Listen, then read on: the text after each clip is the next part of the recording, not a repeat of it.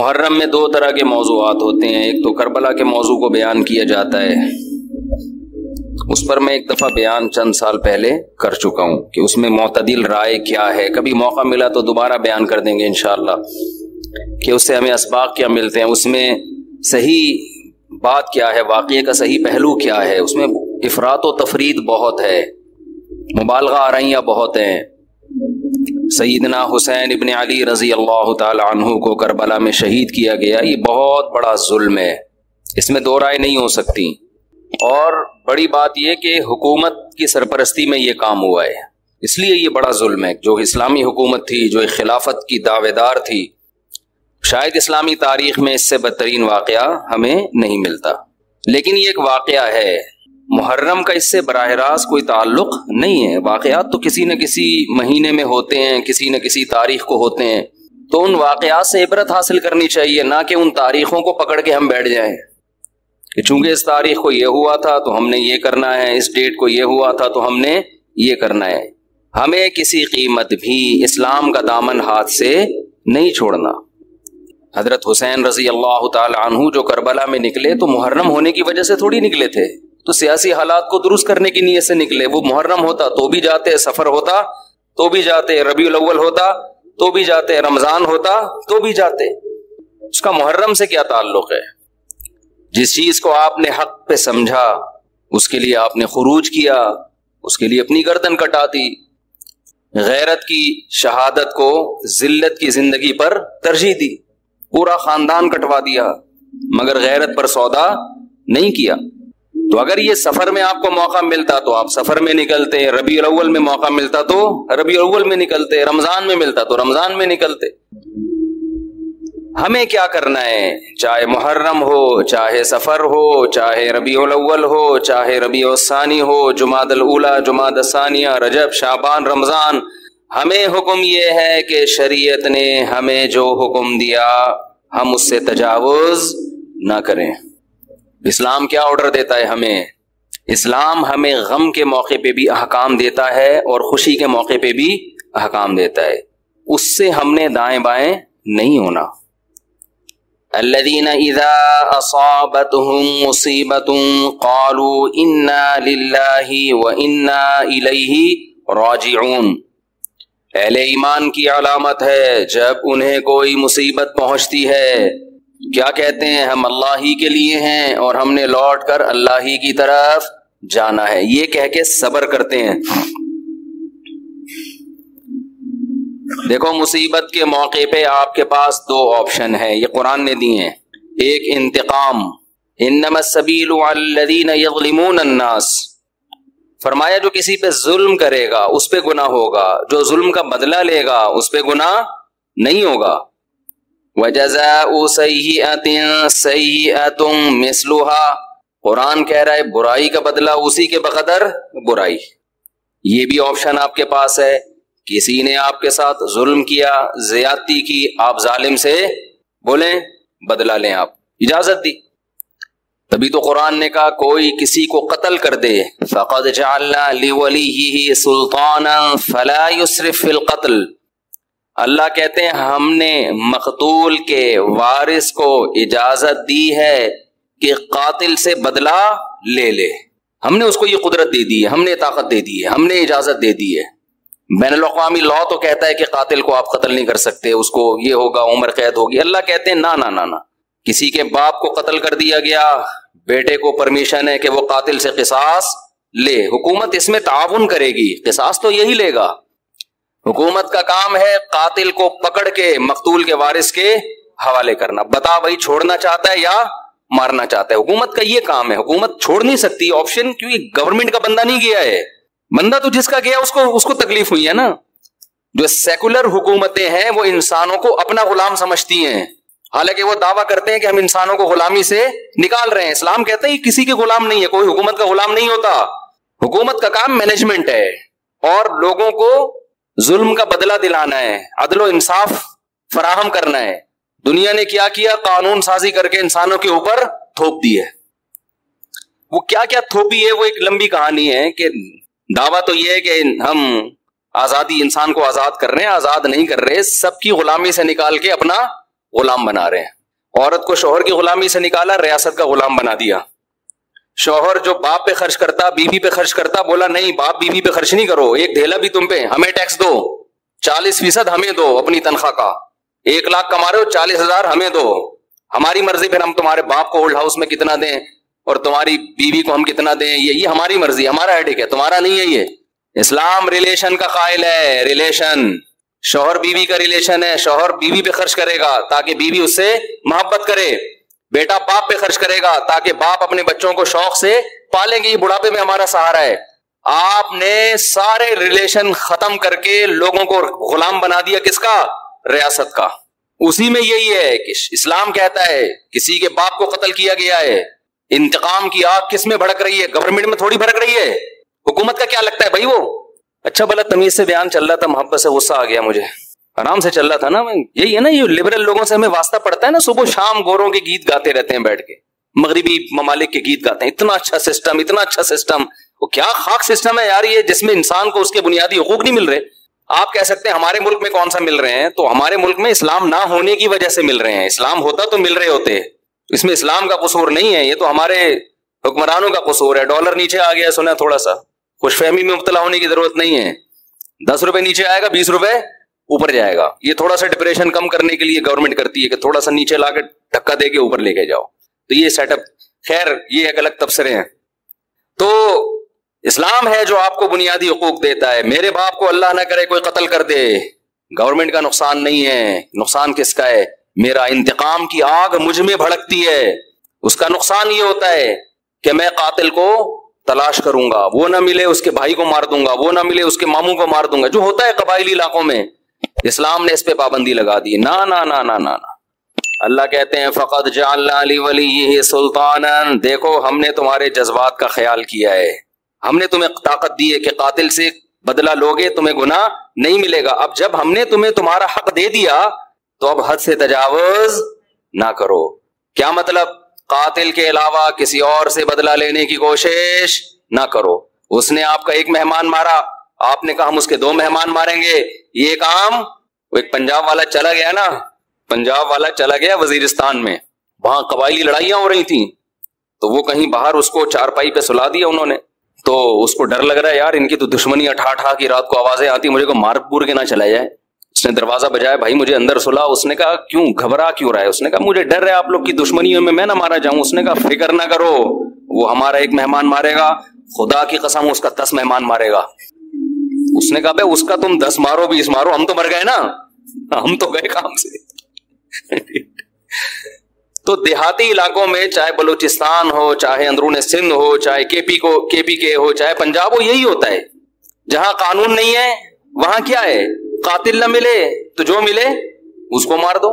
قرآن اس سے منع کر رہا ہے. نا نا نا نا نا, دیکھو ہم نے تمہیں رائٹ دیا, گورنمنٹ نہیں دیتی ہے. گورنمنٹ کہتی ہے نہیں, اتنے لمبے کیسز چلتے ہیں, مقدمے چلتے چلتے چلتے چلتے پھر جج پیسے کھا کے. ایسا بھی ہوتا ہے, جو ججز بیان سن رہے ہیں ان کے علاوہ کی بات کر رہا ہوں. تو انصاف نہیں ملتا انسان کو. عمر قید تو ہے ہی نہیں اسلام میں, لمبی جیل میں ڈال دیا, وہ اور بڑا مجرم بن کے آئے گا. وہ کھانے پینے سے گیا. یہاں کتنا اچھا قانون بنایا کہ قاتل کو پکڑ کے حکومت کیا کرے گی, باپ کو مارا ہے تو بیٹے کے حوالے, شوہر کو مارا ہے تو بیوی کے حوالے, لے بھائی اپنے میاں کا بدلہ لے لے. اور اگر دیت لے کے چھوڑنا چاہے تو اس کا بھی آپشن تیرے پاس ہے, دیت لے لے, چھوڑ دے اس کو. پھر قرآن نے دیت کی ترغیب دی, وَمَنْ عُفِيَ لَهُ مِنْ أَخِيهِ شَيْءٌ, جس کو اپنے بھائی کی طرف سے معافی مل گئی. یعنی اللہ مقتول کے وارث کو کہہ رہے ہیں قاتل بھی تمہارا دینی بھائی ہے, تو بھائی سمجھ کے چھوڑ دو. ترغیب دی ہے, زبردستی نہیں کی اسلام نے. حالانکہ اللہ تو زبردستی بھی کر سکتا ہے نا کہ چھوڑنا پڑے گا, لیکن اللہ کہہ رہے میں ایسے قانون کیوں بناؤں, حالانکہ وہ خدا ہے, اس کو ہم پہ حق ہے. پھر بھی وہ کہہ رہا ہے کہ ایسے قانون کیوں بناؤں کہ انتقام کی آگ بڑھ گئے ان کے دل میں. جو خدا جب ہمارے جذبات کی رعایت کر رہا ہے تو گورنمنٹ کون ہوتی ہے جو رعایت نہ کرے بھائی؟ اللہ حکومت سے بڑا ہے کہ نہیں ہے؟ اس کو ہم پہ زیادہ قدرت ہے. تو قرآن نے کیا کہا, ترغیب دی کہ اس کو کیا کرو, معاف کرو. بہتر یہ معاف کر دو, دیت لے لو, پیسے لے کے چھوڑ دو, اس سے تمہاری غربت دور ہو جائے گی, تمہارا نقصان ہوا اس کی تلافی ہو جائے گی. اے اللہ, اس سے تو ہم اگر دیت لے کے چھوڑیں گے یہ تو غیرت کے خلاف ہے. ہمارے باپ کو مارا, وہ قیامت میں کہے گا کہ پیسے لے کے چھوڑ دیا. تو اللہ کہتے ہیں نا نا نا نا نا نا نا, یہ دنیا کا سزا ہے، آخرت میں قاتل کو معاف نہیں کروں گا۔ دنیا میں تو قاتل سے قصاص لے بھی لیا جائے نا، گردن اڑا بھی دی جائے تو اس کا جرم تھوڑی معاف ہوتا ہے، اس لیے کہ جس کو مارا ہے اس نے تو بدلہ ابھی لیا نہیں ہے۔ دیکھیں جب کوئی قتل کرتا ہے دو نقصان ہوتے ہیں، ایک تو جو بندہ مارا اس کا نقصان وہ گیا، دوسرا اس کے لواحقین کا نقصان۔ تو ابھی تو لواحقین کی تلافی ہوئی ہے، جو بندہ گیا ہے اس سے تو آخرت میں حساب لیا جائے گا۔ میں سمجھا پا رہا ہوں اپنی بات کہ نہیں سمجھا پا رہا؟ ابھی میں نے محرم پہ بیان کرنا ہے، لیکن یہ قصاص کی بات درمیان میں آ گئی۔ میں یہ بتانے کے لیے کہ ہر چیز کا ایک ضابطہ ہے، لا بیان کیا ہے اسلام نے۔ تو قرآن کیا کہہ رہا ہے؟ قاتل کو فلا یسرف فی القتل، ہم نے اجازت دے دی ہے تو قتل میں حد سے تجاوز نہ کرو۔ نمبر 1 حد سے تجاوز کیا ہے، جس نے قتل کیا اس کے علاوہ کسی اور کو مارنے کی کوشش نہ کرو کہ جی اس کا چاچا آ گیا تو اس کا ماموں آ گیا تو اس کا خالو آ گیا اس کو اڑا دیا، نہ نہ نہ۔ نمبر 2 قتل کرنے میں بھی حد سے تجاوز نہ کرو، اس کو تڑپا تڑپا کے مت مارو۔ تبھی حدیث میں آتا ہے لا قواد الا بالسیف، قصاص لیا جائے گا تلوار سے، اس میں تکلیف کم ہوتی ہے۔ سعودی عرب میں گردنیں اڑائی جاتی ہیں نا، دیکھی ہوں گی آپ نے، اب تو وہاں بھی آہستہ آہستہ کم ہو رہا ہے۔ اس میں کیا کرتے ہیں، جلاد ادھر ایک تلوار لگاتا ہے گردن پہ پیچھے، جیسے ہی تلوار لگتی ہے آپ کی جتنے بھی کنیکشن ہے نا دماغ اور باڈی کا فوراً ختم، تکلیف کا احساس ختم۔ ادھر قاتل کی گردن الگ ہوئی، قاتل تڑپتا ہوا نظر آتا ہے مگر اسے تکلیف بولو نہیں ہوتی، کیونکہ دماغ اور باڈی کا کنیکشن کیا ہو گیا، ختم۔ تو وہ تکلیف کیسے محسوس کرے گا؟ لیکن دہشت بہت ہوتی ہے، کیونکہ جس طرح اس کی گردن الگ ہو کے گرتی ہے اور جس طرح اس کی لاش تڑپ رہی ہوتی ہے، اس سے لوگوں پر ایک دہشت طاری ہو جاتی ہے اور لوگ قتل سے بچ جاتے ہیں کہ یار ہمارا بھی انجام ہوگا۔ کتنا پیارا حکم ہے کہ جو قتل کا مقصد تھا لوگوں کو بچانا آئندہ جرم سے، وہ مقصد پورا پورا حاصل ہو رہا ہے اور قاتل کو تکلیف کم سے کم دی جا رہی ہے۔ میں سمجھا پا رہا ہوں اپنی بات؟ لیکن جو اسلام مخالف قوتیں ان کا قانون کیا ہے؟ بند کمرے میں لٹکاؤ۔ بند کمرے میں کسی کو عبرت ہوگی ہے بھائی؟ ایک صاحب سعودی عرب سے آئے، بہت پرانی بات ہے، انہوں نے کہا کہ میں نے پہلی دفعہ سعودی عرب میں جب قصاص دیکھا نا، گردن اڑائی، تو میں 2 گھنٹے کانپتا رہا ہوں کھڑے ہوئے۔ بتاؤ جس نے یہ منظر دیکھا ہو وہ خود کسی کو قتل کرنے کی جرت کر سکتا ہے؟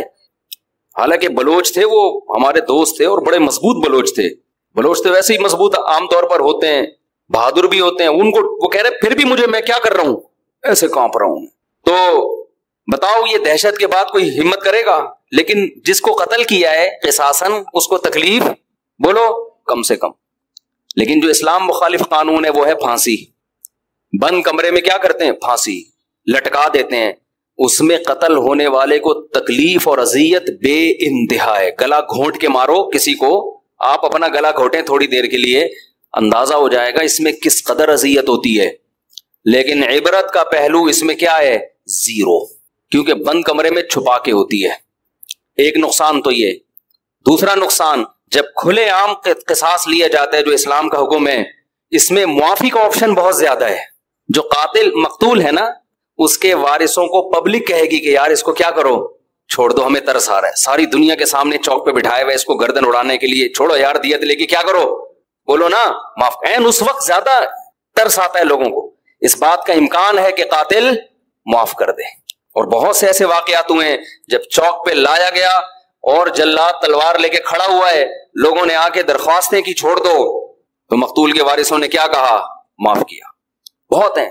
بند کمرے میں پھانسی میں یہ حکمت، یار نہیں بول رہے رفیع بھائی، پولیس لے کر آؤ۔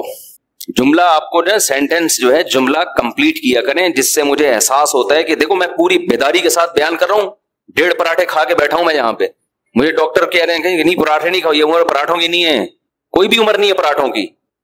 لیکن اگر ناشتے میں پراٹھے نہ ہو تو وہ بیان ایسا مرجھایا ہوا ہوتا ہے، پھر جیسے آپ بیٹھے ہوئے ہیں نا، پھر میں ویسے بیٹھا ہوا ہوتا۔ تو اس کی ہم نے تلافی یہ کی ہے کہ بھائی صبح پراٹھے کھا لو، دوپہر کا کھانا ناغا کر دو، کیا خیال ہے؟ اس کی تلافی اس طریقے سے، پراٹھے چھوڑ دیں، دنیا چھوڑ دے آدمی، ناشتے میں اس کے بغیر مزہ نہیں ہے۔ کھائے تو مزے کی چیز ہے نا۔ ڈاکٹر لوگ جو ڈائٹنگ پلان بناتے ہیں اس میں تو انسان کی زندگی کے مزے، آپ دیکھو کیٹو ڈائٹ کے نام سے آج کل آ رہا ہے کہ صبح یہ کھائیں، پالک کے اتنے پتے کھا لیں، ہم بکری کو کھلاتے ہیں پالک کے پتے، اتنا پودینہ، اس میں اتنے ٹماٹر ڈال کے چاٹ بنا کے کھا لیں اس کو، اور پھر دوپہر کو آپ نے تھوڑے سے پتہ نہیں کیا کرتے ہیں وہ، یہ کھا لیں 2 انڈے اور یہ رات کو آپ تھوڑا سا گوشت، وہ بھی نمکین بالکل سوکھا، اس سے آپ کی صحت بہت اچھی ہو جائے گی. تو کرنا کیا ہے بھائی، ایسی صحت کے اچھے کر کے کیا خیال، زندگی لمبی ہو جائے گی آپ کی. پتے کھا کے 90 سال جینے سے بہتر ہے گوشت کھا کے، انڈے کھا کے، پراٹھے کھا کے 50 سال میں یا 40 سال میں مر جائے آدمی. میں خود صحت کا قائل ہوں کہ انسان کو پھوڑنا پھاڑنا نہیں چاہیے، صحت کا بہت خیال کرنا چاہیے، کیونکہ جب بیمار ہوتا ہے تو اندازہ ہوتا ہے صحت کتنی بڑی نعمت ہے. لیکن اس کو اپنے اوپر مسلط کرنے کی بالکل بھی ضرورت نہیں ہے. جلدی سے ایک چھوٹی سی بات بتا کے بس آگے چلتا ہوں میں. صحت بنانا ہے، کم کھاؤ، محنت زیادہ کرو، بس یہ بڑا بہترین معتدل سا اصول ہے. کھاؤ کم. اب ہم نے صبح پراٹھے پھوڑے ہیں تو دوپہر شاٹ ٹھیک ہے نا. جب تک شدید بھوک نہیں لگے گی تو نہیں کھائیں گے ہم. رات کو تو بہت ہی کم کھاؤ، کیونکہ سونا ہوتا ہے تو توند بھر کے سو گے تو پھٹو گے ایک دن دھماکے کے ساتھ. پھٹ رہے ہیں لوگ، یہ تو بہت سے دھماکے ہو رہے ہیں نا، بندہ کھا کے پھٹا ہوتا ہے. ہم سمجھتے ہیں گیس کا سلنڈر پھٹا ہے، تو وہ بندے جس طرح سے کھا رہے ہیں نا لوگ اسپیڈ میں. تو رات کو کہتے ہیں نا صبح کھاؤ بادشاہوں کی طرح، دوپہر کھاؤ، پتہ نہیں پورا ملفوظ بھول گیا میں. صبح کھاؤ ناشتہ بادشاہوں کی طرح کرو، میٹابولزم بہت تیز ہوتا ہے اس وقت، لکڑ ہضم پتر ہضم. دوپہر کھاؤ کچھ الگ سے ہے، کچھ جملہ مالداروں کی طرح تھوڑا کم کر لو، اور رات کو کھاؤ فقیروں کی طرح، جیسے ملا ہی نہیں کھانے کو. ہمارے یہاں الٹا ہے، صبح ایک سلائس بریڈ میں نا ڈبو کے کھا رہے ہیں، بس ایک انڈا. دوپہر کو تھوڑا بڑھا دیا اور رات کو پھوڑتے ہیں، اس کو کھانا کہتے ہی نہیں ہے، پھر سو جاتے ہیں. تو الٹا چل رہا ہے. ماہرین کہتے ہیں نا کہ صبح زیادہ کھاؤ گے، پھر دوپہر کم اور رات کو اور کم، تو باڈی بھی ایسے ہو جائے گی. اور اگر الٹا چلایا نا صبح کم دوپہر زیادہ، تو باڈی بھی کیسی ہو جائے گی، ایسی اوپر سے چلنا شروع ہو گیا، ایسے پھولتے چلے جاؤ گے. خیر کہاں سے بات چلی گئی. تو میں قصاص کی بات کر رہا تھا، یہ بات درمیان میں آ گئی، محرم پہ آؤں گا انشاءاللہ ابھی. تو عرض یہ کر رہا تھا کہ دیکھو کتنی حکمتیں ہیں نا اسلام کی، کوئی دین اسلام جیسا ہے نہیں، ہو نہیں سکتا. تو اس میں معافی کا بھی چانس زیادہ ہے کہ قاتل کو معاف کرنے کا آپشن اس میں زیادہ ہے. جب کھلے عام ہوگا تو انسان کا دل نرم ہو جاتا ہے، چل بھائی چھوڑ دیا میں نے. لوگ بھی اس کو ترغیب دیتے ہیں. تکلیف کم سے کم ہے جس سے قصاص لیا جا رہا ہے. اچھا ایک اور فائدہ کیا ہے، دنیا میں لا بنتے ہیں، قانون بنتے ہیں، بڑے بڑے ماہرین بحث کرتے ہیں کہ یار اگر ہم قاتل کو قتل کر دیں گے، پھانسی دے دیں گے، تو ایک بندہ تو مرا ہی ہے انسان، اس کے بدلے میں ایک اور کو ہم نے مار دیا، تو یہ کون سا کمال کر لیا. سمجھ میں آ رہی ہے بات؟ یعنی قتل کو روکنے کے لیے ایک اور بندے کو قتل کر دینا، یہ کون سا کمال ہے. دنیا میں جو لوگ بھی پھانسی کی سزا کے خلاف ہے نا، جو ہیومن رائٹس کی بات کرتے ہیں، وہ یہ دلیل دیتے ہیں کہ جرم کو روکنے کے لیے بندہ قتل ہونے سے بچاؤ، قتل ہونے سے بچا کے جرم سے روکو اس کو. سمجھ میں آ رہی بات؟ بھائی زید نے بکر کو قتل کیا، اب دنیا کے ماہرین کہتے ہیں بکر ایک انسان ہے نا، دنیا سے چلا گیا، مزید دنیا سے انسان نہ جائیں اس کے لیے انسان ہی کو ختم کر دینا، یہ کون سی لاجک ہے. تو زید کو ہم قتل نہیں کریں گے، پنشمنٹ ہوگی، سزا ہوگی تاکہ وہ قتل سے بچ جائے، ورنہ بندہ مارنے کے لیے بندہ ہی مار دینا، یہ ایسے جیسے غربت ختم کرنے کے لیے غریبوں کو ختم کر دینا.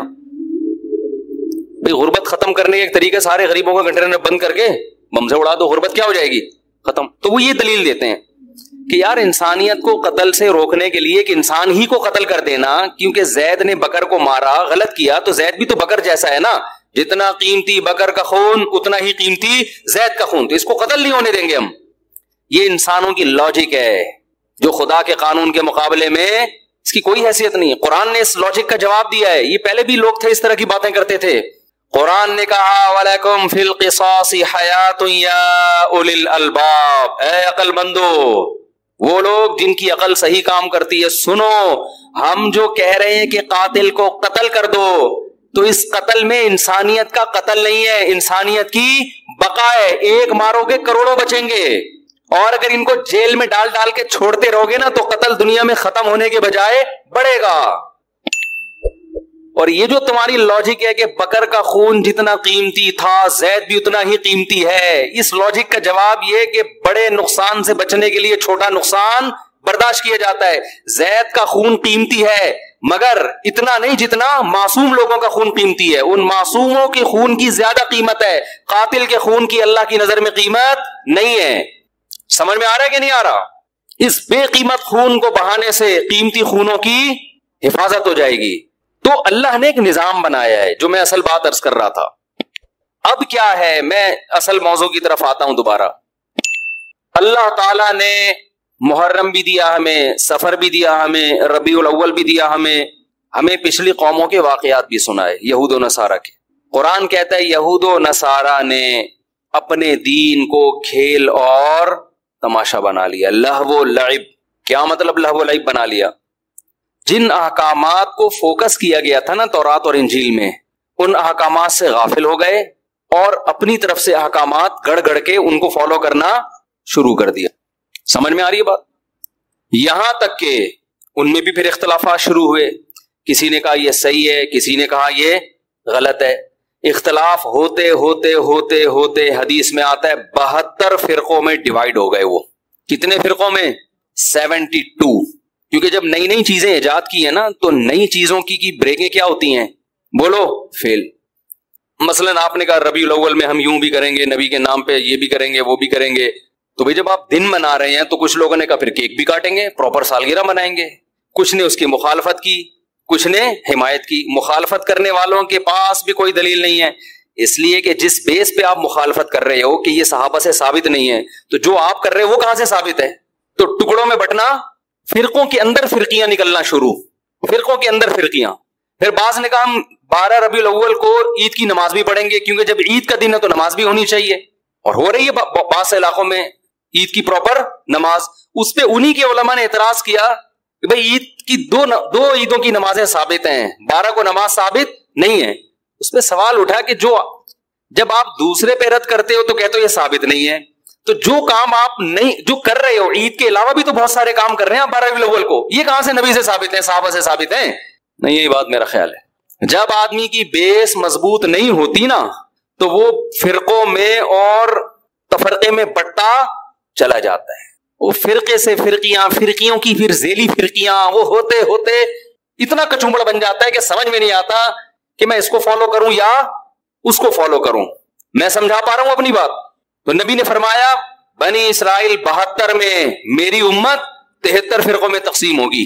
لے بھائی اب آپ تو ہو گئے نا کنفیوز، کیا خیال ہے؟ ارے وہ 72 میں ڈیوائیڈ ہوئے، ہم کتنوں میں ڈیوائیڈ ہوں گے؟ 73.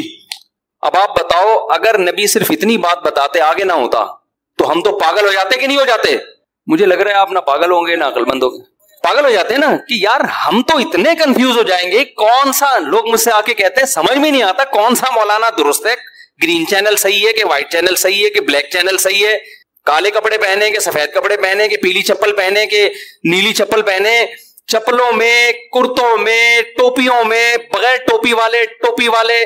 پنجاب میں ایسی مسجد بھی ہے، میں پنجاب گیا ہوا تھا تو مسجد میں 2 جماعتیں ہو رہی تھی، ٹوپی والوں کی الگ اور بغیر ٹوپی والوں کی الگ. ایک فرقہ ہے وہ کہتا ہے ٹوپی نہیں پہنو، وہ کبھی بھی ٹوپی نہیں پہنتے.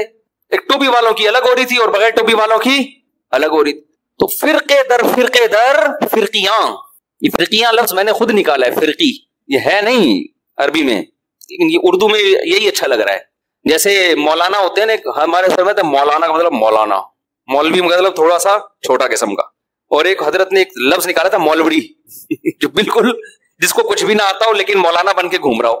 تو کہتے ہیں یہ جو مولوی ہیں نا یہ فساد پیدا کرتی ہیں، نہ یہ مولوی ہے نہ یہ مولانا ہے، یہ کیا ہے؟ چھوٹی چھوٹی مولویاں، ان کو آتا کچھ بھی نہیں ہے لیکن مولانا بنے ہوئے فتوے دے رہے ہوتے ہیں. تو 73 فرقوں میں امت کیا ہوگی؟ ڈیوائیڈ. ہم ابھی اسی سے ڈرے بیٹھے تھے کہ یار اتنے فرقے، نبی نے ہمیں اور ڈرا دیا. آگے جو الفاظ ہیں اس سے تو اور زیادہ خوف پیدا ہو رہا ہے. پھر نبی تسلی بھی دیں گے، اور خوف پیدا ہو رہا ہے. آپ نے فرمایا کلہم فی النار الا واحدہ، ایک کے علاوہ سب کے سب کہاں جائیں گے؟ جہنم کی آگ میں. سب کو اٹھا کے پھینک دے گا اللہ جہنم میں. لو بھائی اس سے تو ہمارا خوف کم ہونے کے بجائے اور زیادہ بڑھ گیا. اگر نبی اتنا ہی کہتے 73 فرقوں میں ڈیوائیڈ ہو جاؤ گے، ہم کہتے ہیں کوئی بات نہیں یار، 73 میں سے ہو سکتا ہے 70 جنت میں جائیں، تو ہم کس میں سے ہوں گے؟ انہی 70 میں سے ہوں گے. یہ بہت اہم بیان کر رہا ہوں، اس کو کھوپڑی میں بٹھائیں کسی طریقے سے. کلہم فی النار، سب کے سب کہاں ہوں گے؟ جہنم میں. صرف ایک کیا ہوگا؟ وہ کہاں جائے گا؟ جنت میں. صحابہ علم پر حریص تھے، انہوں نے فوراً نبی سے پوچھ لیا کہ یا رسول اللہ وہ ایک جنتی کون سا ہے؟ اگر یہ نہ پوچھتے تو کتنا بیڑا غرق ہو جاتا ہمارا. نبی نے اس فرقے کا نام نہیں بتایا. یہ بھی ہمارے نبی نے ہم پر بہت بڑا احسان کیا, کیونکہ اگر نبی نام بتاتے تو سب لوگ وہی نام رکھ لیتے. ایک آدمی کہتا ہے جی یہ میری طرف سے مٹھائی لے جاؤ, وسیم نام کا آدمی ہوگا, صرف اسی کو دینا. اب مجمع میں ایک وسیم ہے, سلیم ہے, غفار ہے, ایک ستار ہے, ایک یعقوب ہے, ایک یوسف ہے, سارے بیٹھے ہوئے ہیں, بھوک سب کو لگ رہی ہے, مٹھائی کھانے کا سب کا دل کر رہا ہے, شناختی کارڈ کسی کے پاس نہیں ہے. پہلے سے اس نے اناؤنس کر دیا کہ بھائی وسیم نام کے آدمی کے لیے مٹھائی آ رہی ہے, تو سارے وسیم بن جائیں گے کہ نہیں بن جائیں گے؟ سب کہیں گے وسیم کون ہے؟ میں ہوں. اس کو پتا ہے اس نے کون سا نادرا میں جا کے دیکھنا ہے, ایک مٹھائی کے ڈبے کے لیے نادرا میں تھوڑی لے کے جائے, سب وسیم بن جائیں گے. آج یہی ہو رہا ہے. جماعت المسلمین نے کہا کہ نبی صلی اللہ علیہ وسلم نے فرمایا قرب قیامت میں جماعت المسلمین کو لازم پکڑنا. 1975 میں ایک جماعت بنائی گئی جس کا صدیوں تک کوئی وجود نہیں ملتا. اس کا ایک امیر خود ساختہ نام رجسٹر کروایا گورنمنٹ آف پاکستان سے, جماعت المسلمین, اور وہ جتنی حدیثیں جماعت المسلمین کے بارے میں تھی وہ سارے مٹھائی کے ڈبے لینے کے لیے کھڑے ہو گئے کہ جی یہ ڈبے کس کے ہیں؟ یہ ہمارے ہیں, کیونکہ نبی نے کہا تھا جماعت المسلمین کو لازم پکڑنا. اور دیکھو یہ دیوبندی ہے, وہ حنفی ہے, وہ بریلوی ہے, وہ شیعہ ہے, وہ اہل حدیث ہے, اصل میں کس کا تذکرہ آتا ہے حدیث میں؟ جماعت المسلمین. او بھائی نبی نے یہ نہیں کہا تھا 1975 میں کوئی جماعت جس کا نام جماعت المسلمین ہو اس کو لازم پکڑنا. نبی کا مطلب ہے مسلمانوں کی جماعت کے ساتھ چمٹے رہنا, الگ سے کوئی فرقہ نہیں بنانا. آپ نے اپنی جماعت کا نام مسلمانوں کی جماعت رکھ لیا. پاگل آدمی, تو سینس لیس لوگ ہیں بالکل. تو 1975 سے پہلے مسلمان میں جو صحیح فرقہ تھا وہ تو اس کا تو کوئی جماعت المسلمین کا نام نہیں تھا, وہ کہاں جائے گا پھر؟ میں نے پشاور میں بیان کیا, میں نے ان لوگوں سے کہا دیکھو جو اسلام صدیوں پہلے پشاور میں آیا تھا نا وہی صحیح ہے. اب اگر کوئی تمہیں قرآن و حدیث کے نام پہ ورغلا رہا ہے کہ ہم صحیح اسلام لائے, ہم قرآن و حدیث, تو ان سے بولو 1200 سال پہلے کیا آیا تھا پشاور میں؟ فقہ حنفی آیا تھا نا. تو اب تھوڑی اسلام آ رہا ہے, ساری کتابوں میں لکھا ہے اسلام پشاور میں 1000 سال 1200 سال پہلے آیا, تو وہ کیا آیا تھا اور اب کیا آ رہا ہے؟ اس پہ ایک مولانا نے میرے خلاف بیان کیا کہ اہل حدیث تو امام احمد بن حنبل کے دور میں بھی تھے. مجھے اہل حدیث سے اتنا بڑا اختلاف نہیں ہے, میں ان کو اہل سنت والجماعت میں داخل سمجھتا ہوں چند اختلافات کے ساتھ. وہ میرے اختلافات ہیں, وہ علمی نوعیت کے اختلافات ہیں. باقی ان میں جو متشدد ہیں وہ گمراہ ہیں, جو معتدل ہیں ان پہ ہم وہ فتویٰ نہیں لگاتے جو ہم دوسروں پہ لگاتے ہیں. لیکن یہ دلیل محترم کی صحیح نہیں ہے, اس لیے کہ آپ جو امام احمد بن حنبل سے ثابت کر رہے ہیں کہ انہوں نے کہا اہل حدیث جنت میں جائیں گے, اس سے وہ فرقہ اہل حدیث مراد نہیں ہے. اس سے وہ لوگ مراد ہے جو حدیث کو فالو کرتے ہیں. تو ابو حنیفہ بھی حدیث کو فالو کرتے تھے, امام شافعی بھی فالو کرتے تھے, اب امام احمد بن حنبل بھی فالو کرتے تھے. اس کی سب سے بڑی دلیل یہ ہے کہ امام احمد بن حنبل کے فالوورز کو اہل حدیث نہیں کہا جاتا بلکہ حنبلی کہا جاتا ہے, حالانکہ وہ تو اہل حدیث ہیں. کیونکہ امام احمد بن حنبل خود اہل حدیث ہیں, تو ان کے فالوورز کو حنبلی کیوں کہہ رہے ہو پھر؟ میں سمجھا پا رہا ہوں اپنی بات؟ تو آج لفاظی ہے, الفاظوں سے کھیلا جا رہا ہے, الفاظوں سے, ناموں سے کیا جا رہا ہے. ناموں سے نہیں ہوتا. کہتے ہیں نا ملتے جلتے ناموں سے دھوکہ نہ کھائیں. چاول کی بوری پہ لکھا ہوا ہے, چینی کی بوری پہ لکھا ہوا ہے چاول. ایک آدمی نے دکان میں چینی کی بوری ہے, لکھا ہوا کیا ہے؟ چاول. اس نے بولا چینی ہے, لکھا ہوا چاول کیوں؟ کہہ رہے مکھیوں کو دھوکہ دینے کے لیے. مکھی دھوکے میں آئے گی؟ مکھی لیبل دیکھ کے کبھی بھی دھوکے میں نہیں آتی, وہ خوشبو دیکھ کے جاتی ہے. ہمارے نبی سے صحابہ نے پوچھا کہ اس فرقے کا نام بتائیں, آپ نے نام نہیں بتایا کیونکہ سب لیبل اچھا لگا کے دھوکہ دیتے. آپ نے اس فرقے میں جو خوشبو ہے اس کو بتایا کہ اس میں خوشبو کیا آ رہی ہوگی, اس میں جو علامتیں ہیں وہ کیا ہیں.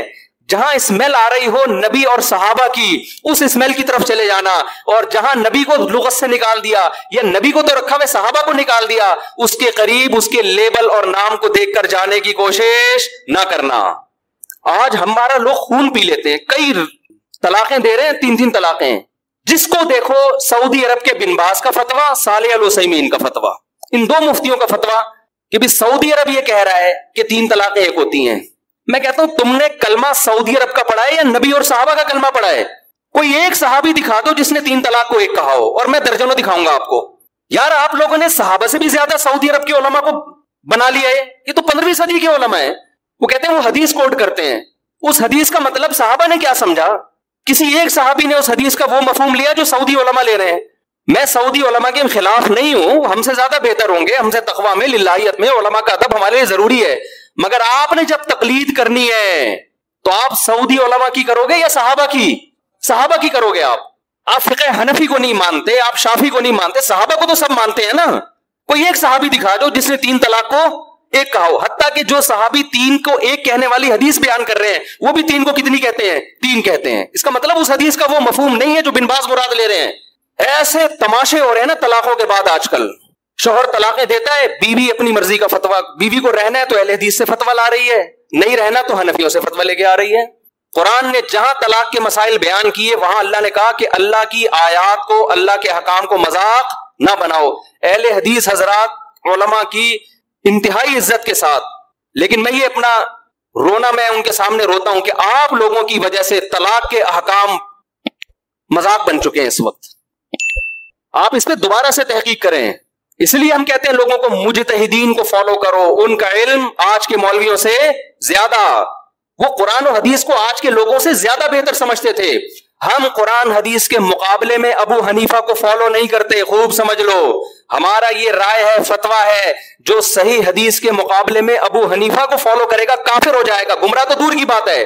بات یہ ہوتا ہے کہ حدیث کا ایک تشریح ابو حنیفہ کہتے ہیں, ایک تشریح آپ کی نظر میں ہوتی ہے. ہم اس تشریح کو ترجیح دیں گے جو ابو حنیفہ کی رائے ہوگی. آپ کی رائے پر ابو حنیفہ کی رائے کو ترجیح دے رہے ہیں, نبی کی رائے پر ابو حنیفہ کی رائے کو ترجیح نہیں دے رہے. خدا کی قسم لا الہ الا اللہ, جو قرآن و حدیث پر ابو حنیفہ کو ترجیح دے گا اللہ کی قسم کافر ہو جائے گا. وہ ہمارا موقف 2 اور 2 4 کی طرح ہے, لیکن بات یہ آپ کے کہنے سے نہیں ہم کریں گے. آپ کی ایک رائے ہے جو صحیح بھی ہو سکتی ہے غلط بھی, ابو حنیفہ کی بھی ایک رائے ہے جو صحیح بھی ہو سکتی ہے غلط بھی, لیکن اس میں غلطی کا امکان کم, آپ میں غلطی کا امکان زیادہ ہے. تو طلاق ثلاث میں تو 4 ائمہ متفق ہیں, یہ تو تابعین تبع تابعین کے دور کے ہیں, سارے صحابہ متفق ہیں. آپ کو حدیث مل گئی, کیسی بات ہے بھائی. میں ایک اہل حدیث عالم کے پاس گیا, میں نے فتویٰ دیا تھا 3 طلاقیں واقع ہو گئی ہیں. وہ صاحب لے آئے اہل حدیث سے فتویٰ. میں نے ان سے کہا کہ آپ تقلید کرتے ہیں؟ انہوں نے کہا نہیں میں تحقیق کرتا ہوں. میں نے کہا چلو پھر میں اہل حدیث عالم کے پاس چلتا ہوں, اب تحقیق کی دنیا میں ہم دیکھتے ہیں کون صحیح ہے کون غلط ہے. آپ نے تو تحقیق کرنی ہے نا, تقلید تو کرنی نہیں ہے, لیکن یہ کر رہے تقلید ہی ہوتے ہیں, لیبل تحقیق کی, کیونکہ تحقیق پھر پوری ہوتی ہے, ادھوری نہیں ہوتی. میں ان اہل حدیث کے پاس گیا, بڑے احترام سے بیٹھا, میں نے کہا حضرت آپ نے فتویٰ دیا ہے, اس کی دلیل دیں. انہوں نے صحیح مسلم کی مشہور حدیث پیش کر دی, نبی کے دور میں 3 ایک سمجھی جاتی تھی, ابو بکر کے دور میں. میں نے کہا ایسے تو متا کے بارے میں بھی آتا ہے, نبی کے دور میں متا جائز سمجھا جاتا تھا, ابو بکر کے دور میں عمر نے پابندی لگائی, تو پھر متا بھی حلال ہے. کہہ رہے نہیں اس کے تو منسوخ ہونے کی دلیل ہے. تو میں نے کہا اس کے بھی منسوخ ہونے کی دلیل ہے, ادھوری حدیث نہ بتائیں, دوسری حدیث بھی بتائیں. پھر وہ کہنے لگے, میں نے کہا پھر خود اس حدیث کے جو راوی عبداللہ بن عباس ہیں وہ خود کہہ رہے ہیں کہ 3 طلاقیں ایک وقت کی 3 ہوتی ہیں. تو وہ جواب میں کہتے ہیں کہ ہم نے کلمہ عبداللہ بن عباس کا نہیں پڑھا, ہم نے کلمہ نبی کا پڑھا ہے. میں نے کہا ویل ڈن. حضرت مجھے یہ بتائیں کہ آپ نے نبی کا کلمہ پڑھا ہے, عبداللہ بن عباس نے کس کا کلمہ پڑھا تھا؟ انہوں نے نبی کا کلمہ پڑھے بغیر یہ فتویٰ دے دیا. تو میں عرض کر رہا ہوں کہ لفاظی ہے, سمجھ رہے ہیں, لیبل اچھے لگے ہوئے ہیں. باقی ہر چیز میں اہل حدیث کو غلط نہیں کہتا, بعض چیزوں میں صحیح ہیں وہ, اور بعض چیزوں میں دیوبندی غلط, معذرت کے ساتھ. اللہ یہ کہ دیوبندیوں کے جو محققین ہیں, بڑے بڑے علماء ہیں, وہ ایسی غلطیاں نہیں کرتے. مفتی تقی عثمانی صاحب ہو گئے, اس لیول کے جو علماء ہیں نا وہ معتدل ہیں. وہ آپ نے دیوبندیت کو سمجھنے کے لیے ہر آدمی کو فالو نہیں کرنا, ہر ایک کا بیان آپ یوٹیوب پہ سن کے فتویٰ لگا دو کہ یہ ایسا نہیں ہے بھائی. بعض لوگ کیا کرتے ہیں, دیکھ کے چاول جیسے تھوڑے سے چکھے آپ نے اور پوری دیکھ پہ حکم لگا دیا. بعض لوگ کیا کرتے ہیں, کسی اسکالر نے کوئی مسئلہ غلط بیان کیا, فوراً کوئی فتنہ پرور بیٹھا ہوتا ہے, اس کا کلپ چلاتا ہے, دیکھو دیوبندی کیا کہہ رہے ہیں. او بھائی یہ ایک پورا دیوبندی ٹھیکیدار تھوڑی ہے یہ بندہ, یہ جو بولے گا آپ نے سب پہ ٹھوک دیا اس کو. میں تو آپ کو پھر بھی دیوبندی بریلوی کی بحث میں, یہ تو لوگوں نے مشہور کی ہوئی ہے, ہمیں تو ہم اللہ کی قسم اٹھا کے کہتے ہیں کہ اپنے نام کے ساتھ نہ دیوبندی لگاؤ نہ بریلوی. میرے نام کے ساتھ لگایا تھا, میں نے ہٹوایا ہے لوگوں سے. یہ بھی ہمارے اکابر کی تعلیمات ہیں. کیوں؟ جو فرقہ جنت میں جائے گا اس پہ لیبل سے نبی کیا کہہ رہے ہیں اس کے متاثر نہ ہو. اب نبی فرما دیتے, صحابہ نے پوچھا یا رسول اللہ کون سا فرقہ جنتی ناجیہ نجات پانے والا کون سا ہوگا؟ تو ہمارے نبی کا ہم پر یہ احسان کہ آپ نے وہ نام نہیں, آپ اگر کہتے اہل حدیث ہوں گے تو جمعے کی نماز میں ٹانگیں چوڑی کر کے پڑھاتا, میں زور سے آمین کہتا. ایسا ہی ہے نا. ہمارے نبی کہتے کہ وہ حنفی ہوں گے تو جتنے اہل حدیث ہیں وہ کیا بن جاتے, سارے حنفی بن جاتے. ہمارے نبی کہتے کہ وہ ہری پگڑی والے ہوں گے, اب تو انہوں نے بھی سفید کر دی پگڑی. تو ہم سب ہرے ہرے ہوتے یہاں پہ. کیا خیال ہے؟ پگڑی بھی ہری ہوتی, اور اب مجھے نہیں پتا ان کا کیا کیا ہرا ہوتا ہے, اللہ بہتر جانے. اور کیا ہرا ہوتا ہے؟ پین ہرا ہوتا جی, کنگھی ہری ہوتی ہے, شکریہ جی, ٹیوب لائٹ ہری. اچھا خیر, نبی فرماتے وہ دیوبندی ہوں گے, تو سب لوگ اپنے نام کے ساتھ کیا لگاتے؟ دیوبندی. نبی نے نام, نبی فرماتے وہ شیعہ ہوں گے, تو سب کیا بنے ہوتے؟ ہم محرم میں کالے کپڑے پہن کے بیٹھے ہوتے, سب اپنے آپ کو شیعہ ثابت کرنے میں لگے ہوتے. نبی نے علامت بتائی تاکہ ملتے جلتے ناموں سے دھوکہ نہ کھائیں, ناموں سے متاثر نہ ہو, نام کچھ بھی ہو.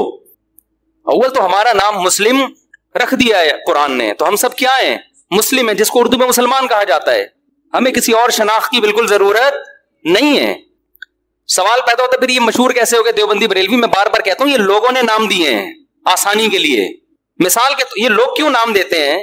آپ کہیں رشتہ لینے کے لیے جائیں, لڑکی والے آپ کا کانسیپٹ پوچھنا چاہتے ہیں کہ یہ میلاد شریف والا ہے, تیجے 40 والا ہے, ربیع الاول میں پروگرام والا ہے, یا یہ والا نہیں ہے. اب وہ پوری ڈیٹیل پوچھیں تمہارا عقیدہ کیا ہے, پوری ڈیٹیل کے بجائے شارٹ نام رکھا ہوا, بھائی جو یہ کرتے ہیں ان کو بریلوی کہا جاتا ہے, جو یہ نہیں کرتے ان کو کیا کہا جاتا ہے؟ دیوبندی. تو ان شارٹ وہ انہوں نے, کیونکہ مسلمان تو دونوں ہی کہلاتے ہیں نا. ایک صاحب مجھے کہنے لگے آپ حنفی کیوں ہیں, آپ مسلم کیوں نہیں ہیں؟ میں نے کہا ہم حنفی شافی کے مقابلے میں ہیں, غیر مسلم کے مقابلے میں ہم مسلم ہیں. ہم دیوبندی بریلوی کے مقابلے میں کہلاتے ہیں, غیر مسلم کے مقابلے میں تھوڑی ہم دیوبندی ہیں, تو مسلم ہیں. تو اللہ نے ہمارا نام مسلم غیر مسلم کے مقابلے میں رکھا ہے. باقی نام بھی ہم نے نہیں رکھے, پبلک نے اپنی آسانی کے لیے رکھے, پھر وہ مشہور ہو گئے. ورنہ نہ دیوبندیت میں کچھ ہے نہ بریلویت میں کچھ ہے. اصل میں تو وہ علامت جو نبی بیان کر رہے ہیں, وہ علامت جس میں پائی جائے گی, خواہ وہ دیوبندیت کے نام سے ہو, اہل حدیث کے نام سے ہو, بریلوی کے نام سے ہو, شیعہ کے نام سے ہو, سنی, اس سے کوئی فرق نہیں پڑتا. نام تو وہی دینا چاہیے مسلم. لیکن میں بتا رہا ہوں لوگ اپنی آسانی کے لیے نام دیتے. کس مکتبہ فکر سے آپ کا تعلق ہے, تاکہ ان شارٹ بات ہو جائے نا. تو نام نبی قرآن نے ہمیں مسلم دیا, اور علامت کیا بتائی؟ صحابہ نے پوچھا یا رسول اللہ کیا کون سا فرقہ؟ آپ نے فرمایا ما انا علیہ و اصحابی. کیا بلاغت ہے یار اس کلام میں, سارے فرقوں کا پول پٹیاں کھول دی. آپ نے یہ نہیں فرمایا جو قرآن کو فالو کرے گا, یہ نہیں فرمایا, کیونکہ ہر فرقہ نسبت کہاں کرتا ہے؟ قرآن تو سب کی بیس ہے نا, قرآن ہی سے نکل گئے. کیا خیال ہے بھائی؟ ایک فرقہ مسلمانوں میں آئے اور کہ میں تورات کو مانتا ہوں, قرآن کو نہیں مانتا ہوں. تو ہے ہی نہیں, تو کسی کھاتے میں ہے ہی نہیں, نکل یہاں سے. بیس تو قرآن ہے, اور قرآن کو ماننا بھی ضروری, اس کو فالو کرنا بھی. لیکن فرقوں میں جب فرق کیا جا رہا ہے تو قرآن کا تذکرہ نہیں. ما انا علیہ, جس پر میرا عمل, میں چلوں, تو نبی جس پر چلے اس کو تو حدیث کہا جاتا ہے.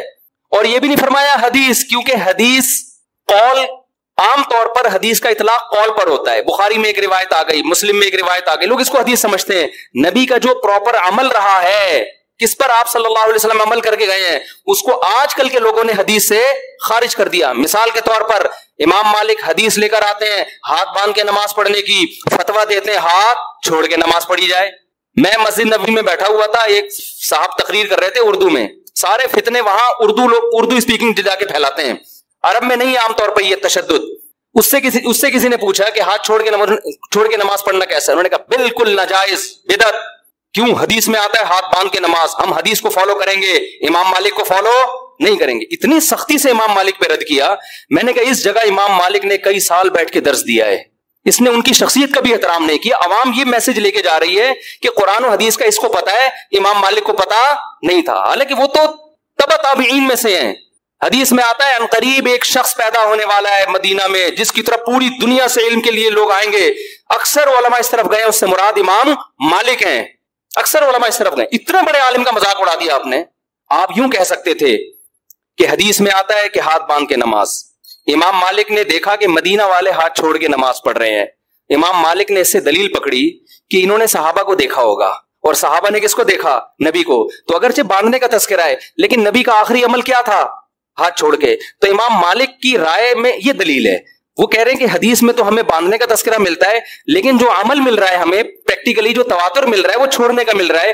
تو عملی تواتر کو وہ زیادہ ویلیو دے رہے ہیں قولی حدیث سے, تو وہ بھی حدیث ہی پر عمل کر رہے ہیں.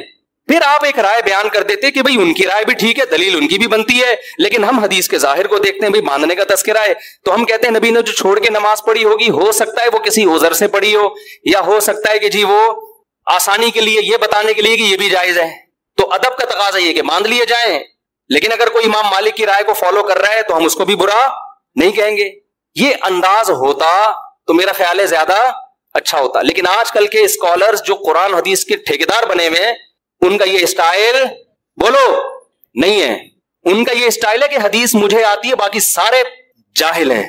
یہ تو امام مالک کے بارے میں اگر وہ پوچھ لیتے نا رفع الیدین کا مسئلہ امام حنیفہ کا، پھر تو ایک دم آگ نکلنا شروع ہو جاتی. جو اسٹائل امام مالک کا تھا کہ مدینہ میں نے لوگوں کو ہاتھ چھوڑ کے نماز پڑھتے ہوئے پایا ہے، رفع الیدین نہ کرنے کے بارے میں وہی دلیل کس کی ہے؟ امام ابو حنیفہ کی، کہ کوفہ علم کا مرکز تھا.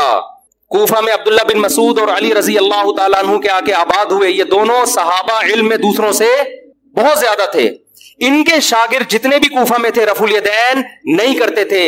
امام ابو حنیفہ نے اس سے استدلال کیا کہ ٹھیک ہے بخاری مسلم تو امام حنیفہ کے بعد آئی ہے، لیکن صحیح حدیثیں رفع الیدین کرنے پر بھی ہیں.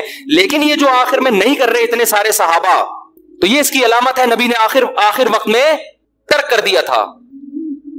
آپ اس دلیل پہ آپ یہ کہہ سکتے ہیں کہ مجھے یہ دلیل سمجھ میں نہیں آتی. میری رائے یہ کہ کیونکہ بخاری میں ہے تو ہم رفع الیدین کریں گے. ٹھیک ہے، آپ کی نہیں سمجھ میں آ رہی تو ٹھیک ہے، ہم تو مانتے ہیں نبی نے کیا ہے. لیکن اگر ابو حنیفہ اہل کوفہ اور صحابہ تابعین جو ان کے شاگرد تھے ان کے عمل سے استدلال کرتے ہوئے نہ کرنے کا فتویٰ دے رہے ہیں، آپ ان کی نماز کو بولو خلاف سنت ہے، اس کا مطلب آپ اپنی رائے کو دوسرے پر تھوپنا چاہتے ہیں. امام ترمذی جو امام بخاری کے شاگرد ہیں، جب رفع الیدین کرنے کا ذکر کیا نا انہوں نے، آپ ترمذی میں دیکھ سکتے ہیں عربی میں، تو اس میں کہتے ہیں وَبِهِ يَقُولُ بَعْضُ أَهْلِ الْعِلْمِ مِنْ أَصْحَابِ النَّبِي، رفع الیدین کرنا بعض اہل علم صحابہ کی رائے تھی. جب رفع الیدین نہ کرنے کا تذکرہ کیا ہے تو پھر لکھتے ہیں وَبِهِ يَقُولُ غَيْرُ وَاحِدٍ مِنْ أَهْلِ الْعِلْمِ مِنْ أَصْحَابِ النَّبِي، یہی اہل علم صحابہ میں بہت سارے لوگوں کی رائے ہے. یہ کون کہہ رہے ہیں؟ امام بخاری کے شاگرد. حالانکہ وہ خود بھی رفع الیدین کے قائل تھے، لیکن دلیل میں صحابہ کی جب بات آ رہی ہے تو کیا کہہ رہے ہیں؟ تو میں آپ سے عرض کر رہا ہوں کہ ہر محدث ہر مجتہد کا اپنا ایک اصول ہوتا ہے، اور اس کا بنیادی مقصد کس کو فالو کرنا ہے؟ نبی کو فالو کرنا. تو آپ صرف قولی حدیث لے رہے ہو، نبی کا عمل نہیں دیکھ رہے، یہ مسٹیک ہے. تو نبی نے پہلی علامت کیا بیان کی؟ ما انا علیہ، بولو نا، وہ اصحابی، جس پر میں ہوں، جو میرا عمل ہے جس پر. تو یہ نبی کا عمل تھا. اب اس عمل میں اختلاف ہو سکتا ہے، کوئی کہہ رہا ہے ہاتھ چھوڑ کے نماز کا عمل تھا، کوئی کہہ رہا ہے ہاتھ باندھ کے نماز کا عمل تھا، کوئی کہہ رہا ہے رفع الیدین کا عمل تھا، کوئی کہہ رہا ہے نہ کرنے کا عمل تھا، آخر عمل. ٹھیک ہے، یہ اختلاف شریعت میں ناپسندیدہ نہیں ہے. اس اختلاف کی بیس پہ فرقے نہیں بنتے، کوئی بنائے گا تو وہ جہنمی ہے. اور یہ اختلاف صحابہ میں بھی تھا، کیونکہ دونوں میں وہ علامت پائی جا رہی ہے ما انا علیہ. کامیاب فرقے کی علامت کیا ہے؟ جس پر نبی کا عمل. تو نبی کا عمل دونوں پر ہے نا، تو اس میں آپ دونوں میں سے کسی کو بھی غلط بولو نا یار. نہ ہاتھ باندھ کے نماز پڑھنے والے کو، نہ ہاتھ چھوڑ کے، نہ رفع الیدین کرنے والے کو، نہ کرنے والے کو، کیونکہ دونوں کے پاس دلیل ہے دونوں مکتبہ فکر کی، اور دونوں کہاں سے ثابت کرتے ہیں؟ نبی سے. تو اس بیس پہ جتنا بھی اختلاف ہو، اس اختلاف سے جنت اور جہنم کا فتویٰ نہیں لگتا. سمجھ میں آ رہی ہے بات؟ اگلی بات، نبی یہاں کہہ کے رکے نہیں صرف ما انا علیہ. اگر آپ رک جاتے تو ہم صحابہ کو بیچ سے نکال دیتے. ہم کہتے ہیں حدیث میں کیا آ رہا ہے، بس نبی نے فرمایا وَأَصْحَابِي. کیوں؟ اب دیکھو ترتیب کیا ہے. آپ نے قرآن کا ذکر کیوں نہیں کیا؟ کیونکہ قرآن کی لوگ ایسی تشریح کریں گے جو نبی کی تشریح کے خلاف. جیسے غامدی صاحب اللہ ان کی عمر میں برکت دے، بہت ساری تشریحات ایسی کرتے ہیں قرآن کی جو حدیثوں کے خلاف جا رہی ہیں. نبی نے شادی شدہ زانی مرد کو رجم کیا ہے، ساری دنیا جانتی ہے، متواتر روایات ہیں. وہ قرآن کی آیت کی تشریح کرتے ہیں کہ زانی مرد اور عورت کو 100 کوڑے مارو. وہ تشریح ایسی کر رہے ہیں جس میں شادی شدہ کو بھی شامل کر رہے ہیں، حالانکہ یہ کنواروں کے بارے میں نازل ہوئی ہے. حدیث سے پتہ چلتا ہے، متواتر حدیث سے. تو نبی نے کیا فرمایا؟ قرآن کا تذکرہ کیوں نہیں ڈائریکٹ اپنے عمل کو پیش کیا، تاکہ لوگ قرآن کی وہ تشریح نہ کریں جو میرے عمل کے، صرف میری حدیث نہیں میرے عمل کے بھی خلاف ہو. اور عمل بھی نبی کا اصل میں حدیثی کہلاتا ہے. 2 قسمیں، قولی اور ایک فعلی. آپ نے ایک عمل کیا، صحابہ نے سینہ بسینہ اس عمل کو نقل کیا، یہ بھی حدیث ہے، چاہے بخاری میں نہ بھی ہو، چاہے مسلم میں نہ بھی ہو. دوسرا، آپ نے ان لوگوں پہ رد کرنے کے لیے جو حدیث کی تشریح اخپل طریقے سے کریں اور اس میں صحابہ کو بیچ سے نکال دیں، ان کو نکالنے کے لیے آپ نے کیا فرمایا؟ میرا اور میرے اصحاب کا عمل. سمجھ میں آ رہی ہے بات؟ میرے اور میرے اصحاب کا عمل. کیا مطلب؟ ایسے فرقے آئیں گے جو قرآن کی تشریح اخپل طریقے سے کریں گے، حدیث کو بیچ سے نکال دیں گے، یہ بھی جہنمی، چاہے وہ اپنے آپ کو صبح و شام اہل قرآن کہتے ہوں. لیبل جو منکرین حدیث ہیں ان کا پتہ ہے اپنے فرقے کا نام کیا رکھا ہے؟ اہل قرآن. اور جب آپ ان کے سامنے بیٹھو گے قرآن کے فضائل بیان کرنا شروع کر دیں گے، بار بار قرآن کیا کہتے ہیں، اللہ کا کلام. مقصد قرآن کی فضیلت نہیں ہوگی، مقصد حدیث کا انکار ہوگا. سمجھتے ہو گے نہیں سمجھتے؟ لوگ متاثر ہوتے ہیں، یار یہ ماشاءاللہ اللہ کے کلام کو کتنا فوکس کرتے ہیں، ماشاءاللہ ماشاءاللہ کتنا ان کے دل میں اللہ کے کلام کا جلال ہے. بھائی یہ جو آپ کے سامنے صبح و شام قرآن کے فضائل بیان کر رہا ہے اس کا مقصد حدیث کی نفی ہے. ایک آدمی قرضہ مانگنے کے لیے آیا اور آپ سے کہہ رہے سفارش کر دیں کہ وسیم بھائی مجھے قرضہ دے دیں. دوسرا بھی آ گیا قرضہ مانگنے کے لیے، آپ چاہ رہے ہو اس کو نہ ملے اس کو مل جائے، آپ کو بتائیے سیٹ ایک ہی آدمی کو دے گا. اب آپ نے دوسرے کی بے پناہ تعریفیں شروع کر دیں تو یہ تعریفوں میں ضمناً دوسرے کی کیا ہے؟ برائی ہے. یہ بندہ ٹھیک نہیں ہے، اس کو نہیں دو، ٹھیک ہے نا. لیکن نام پرویزی فرقے نے اپنا نام کیا رکھا ہوا ہے؟ اہل قرآن. اہل قرآن. تو اسی طرح جب حدیث نبی نے ہمیں پہلے بتا دیا کچھ لوگ ایسے آئیں گے جو حدیث کی تشریح ایسی کریں گے جو صحابہ کی سمجھ میں نہیں آئی. نام کچھ بھی رکھ سکتے ہو آپ، اہل حدیث رکھ سکتے ہو آپ، اہل قرآن رکھ سکتے ہو آپ، دیوبندی رکھ سکتے ہو آپ، محمدی رکھ سکتے ہو، کچھ بھی رکھ سکتے ہو. عمل دیکھا جائے گا پریکٹیکلی ہو کیا رہا ہے. بھئی صحابہ کیوں نہیں ہے؟ صحابہ کا فتویٰ یہ کیوں نہیں ہے؟ اور ان صحابہ میں بھی آپ نے سب سے زیادہ ہائی لائٹ کیا خلفائے راشدین کو. علیکم بسنتی و سنت الخلفاء الراشدین المہدیین، میری اور خلفائے راشدین کی سنت کو لازم پکڑو. میں دعوے سے کہتا ہوں خلفائے راشدین کے دور میں کوئی ایک مسجد دکھا دو جس میں رمضان میں 8 رکعت تراویح ہوتی ہو. کوئی ضعیف سند دکھا دو میرے بھائی. آپ بخاری مسلم کی حدیث ہے جو 8 رکعت والی اس کی تشریح ایسی کر رہے ہیں جو صحابہ میں کسی کی سمجھ میں بولو نہیں آئے. اس کا مطلب آپ کی تشریح غلط ہے. بعض لوگ کہتے ہیں حضرت عمر سے ایک ضعیف روایت پیش کرتے ہیں کہ اس میں 8 کا تذکرہ ملتا ہے، وہ ضعیف روایت ہے. مان لو تو صحابہ کو نبی نے حکم دیا عمر کو فالو کرو نا، تو اگر حضرت عمر نے 8 پڑھوائی تھیں تو پھر پوری دنیا میں ہمیں 8 ملتی کیوں نہیں ہے؟ کوفہ میں، بصرہ میں، دمشق میں، مصر میں 8 سے زیادہ کیوں ملتی ہیں ہمیں؟ آج لوگ کہتے ہیں مکہ مدینہ میں 8 ہو رہی ہیں. بھئی آج کا مکہ مدینہ لوگے یا 1200 سال 1300 سال پہلے کا مکہ مدینہ لوگے؟ آج لوگ کہتے ہیں سعودی عرب میں 3 کو 1 کہتے ہیں. بھائی سعودی عرب میں آج کہتے ہیں نا، 1400 سال سے سعودی عرب میں 3 کو 3 ہی کہتے تھے. تو 1400 سال سے جو اسلام تھا وہ والا صحیح تھا یا آج جو اسلام ہے وہ والا صحیح ہے؟ کھوپڑی کام نہیں کر رہی لوگوں کی. یعنی عجیب. ایک صاحب مجھے کہنے لگے آپ لوگ پتہ نہیں کیا باتیں کرتے ہو، وہاں تو مصر میں بھی 3 طلاق کے 1 ہو گئی ہے، یہ سوڈان میں بھی 3 1 ہو گئی ہیں، اور پاکستان میں بھی ہو رہی ہیں قانونی. اور میں نے کہا یہ اب ہو رہی ہیں، اسلام آج آئے 1400 سال پہلے آیا تھا. اب ہونا اس کی علامت ہے کہ اب تک نہیں تھا، اب تک 3 ہی تھی. لوگ کہتے ہیں پوری دنیا میں 8 تراویح ہو رہی ہے، آپ لوگ کو پتہ نہیں کیا 20 پڑھ رہے ہو. کب سے شروع ہوئی ہیں 8؟ آپ 100-150 سال پہلے تاریخ کی کتابیں اٹھا کے دیکھو، پوری دنیا میں 20 سے کم کہیں بھی 1 رکعت بھی نہیں ہوتی تھی. تو بعد میں چینج ہوئی ہے. اب جو چینجنگ ہو رہی ہے وہ قابل قبول نہیں ہے. اب تو چینج اب تھوڑی لوگ. عبداللہ بن مسعود کا مشہور قول ہے من کان منکم مستنن فلیستن بمن قد مات. جو تم میں فالو کرنا چاہتا ہے پہلوں کو فالو کرے، اس لیے کہ زندہ لوگوں کے بارے میں یہ خوف ہے کہ وہ فتنے سے محفوظ نہیں ہے. زندہ لوگ بک بھی جاتے ہیں، ان کے اپنے مفاد بھی ہوتے ہیں، سیاسی مفاد بھی ہوتے ہیں، حکومتی دباؤ بھی ہوتا ہے. اب حرمین میں کہہ رہے ہیں 10 رکعت تراویح ہو گئی. بھائی کیا پتا بادشاہ نے ایک آرڈر دیا ہوگا 10 ہوں گی. ہمارے ایک دوست وہاں فجر کی نماز کا ٹائم داخل اقامت ہو رہی، بیٹھے ہوئے ہیں. میں نے کہا بھائی نماز کھڑی ہو رہی ہے مسجد نبی میں پڑھو. کہنے پتہ نہیں کہ ایسا نہ عمر ملک ہو، بادشاہ کا حکم ہو وقت سے پہلے پڑھنے کا، تو میں پہلے اپلیکیشن میں دیکھ لوں ٹائم داخل بھی ہوا کہ نہیں ہوا. خیر وہ تو تھوڑا انہوں نے غلو کر دیا، لیکن وہ ڈر گئے تھے نا یار ایسا نہ ہو کہ بادشاہ سلامت میں کچھ بھی حکم دے دیا ہو. ایسا ہوتا نہیں ہے کہ بادشاہ سلامت ٹائم سے پہلے نماز پڑھنے کا آرڈر دے دے. لیکن آپ کیسے ہی کہہ سکتے ہو کہ یہ عرب علماء کا فتویٰ ہے؟ اگر چند کا ہے بھی تو ہمارے لیے ان کے احترام کے باوجود وہ فتویٰ حجت نہیں ہے. اب میں آخری بات جو محرم پہ لے کے چلا تھا میں جلدی سے وہ سمیٹ کے ختم کرتا ہوں. اصل تو میرا ٹاپک یہ تھا محرم. تو میرے بھائی فرقے بنتے چلے جائیں گے، محرم میں جو کچھ ہو رہا ہے یہ لوگ کریں گے. نبی نے فرمایا 73 فرقوں میں امت تقسیم ہوگی. میں نے اور آپ نے وہ کام کرنا ہے جو قرآن میں ہے، حدیث میں ہے، اور اس پر کس کا عمل ہے؟ صحابہ کا. اور یہ جو 4 ائمہ ہے نا انہوں نے انہی کو فالو کیا ہے صحابہ کو. اس لیے امت کہتی ہے 4 ائمہ کا جس مسئلے پر اتفاق ہو اس سے شذوذ اور خروج اختیار کرنا جائز نہیں ہے، کیونکہ یہ اس کی ظاہری ایک علامت ہے کہ حق اس میں منحصر ہے. اتنے بڑے بڑے ائمہ کیسے غلطی 1 سے ہوتی ہے 2 سے ہوتی ہے؟ 4 متفق کیسے ہو گئے؟ اور اگر آپ نہیں مانتے تو اتنی بات تو مانتے ہو نا نبی اور صحابہ، یہ تو منسوس ہے نا. تو مجھے بتاؤ محرم صحابہ کی زندگی میں آیا تھا کہ نہیں آیا تھا؟ اہل بیت کی زندگی میں آیا تھا نہیں آیا تھا؟ کوئی ایک صحیح روایت ہمیں ملتی ہے کہ اہل بیت نے وہ کچھ کیا جو آج ہم کر رہے ہیں؟ کیا حضرت حسین ابن علی رضی اللہ عنہ سید الشہداء کیا انہوں نے ماتم کی ترغیب دی ہے، یا ان کے اولادوں نے ماتم کی ترغیب دی ہو؟ غم منانا، غموں میں رونا پیٹنا، ماتم کرنا، اسلام صبر کی تلقین دیتا ہے. اہل بیت کا حکم بھی کیا تھا؟ صبر. واویلا کرنا، رونا پیٹنا، چیخنا چلانا، یہ اسلام کا حکم نہیں ہے.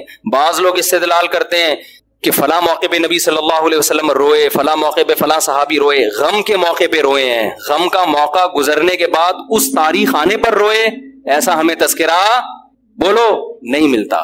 غم کے موقع پہ رونا تو انسان کی نیچر ہے، فطرت ہے، اس میں بھی چیخنے کی اجازت نہیں ہے، ماتم کی اجازت نہیں ہے.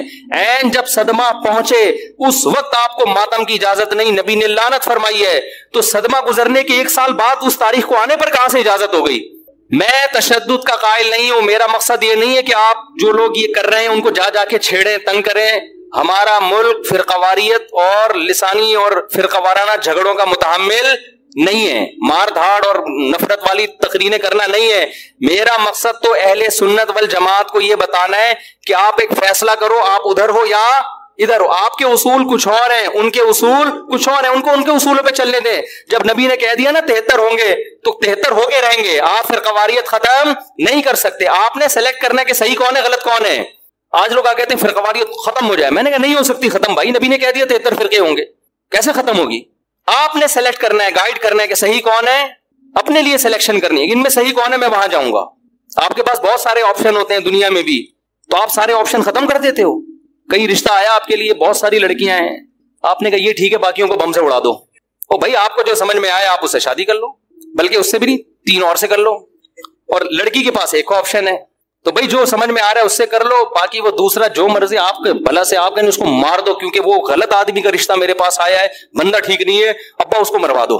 ابا کہے گا بیٹا تو اتنے لوگ صحیح بھی ہیں غلط بھی ہیں، تجھے جو صحیح لگ رہا ہے وہ بتا دے، جو غلط ہے وہ اس کو رہنے دے، وہ تیرا کام نہیں ہے. دنیا میں بہت سی غلط بھی ہوتی ہیں، ان کو وہ غلط مل جائے گا. تو فرقے تو رہیں گے، حضرت عیسیٰ علیہ السلام ہی آ کے ان فرقوں کو ختم کریں گے، اور تلوار سے ختم ہوں گے یہ. اور یہ ہمیں اجازت، ہمیں بم پھاڑنے کی، تلوار چلانے کی، گالیاں دینے کی اور ایسے بیان کرنے کی جس سے نفرتیں پھیلیں، ہمیں اس کی اجازت نہیں ہے. ہمارے پاس تو جو بھی آتا ہے ہم اس کو گلے لگاتے ہیں. شیعہ لوگ بھی آتے ہیں، ہم ملتے ہیں، تمیز سے بات کرتے ہیں، اکرام کرتے ہیں، السلام علیکم.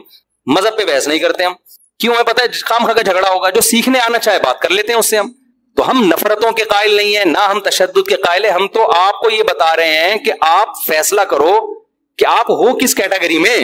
ہماری حدیث ہمیں یہ بتاتی ہے، ہمارے نبی ہمیں یہ بتاتے ہیں کہ ما انا علیہ واصحابی، جو میرے اور صحابہ کا طریقہ.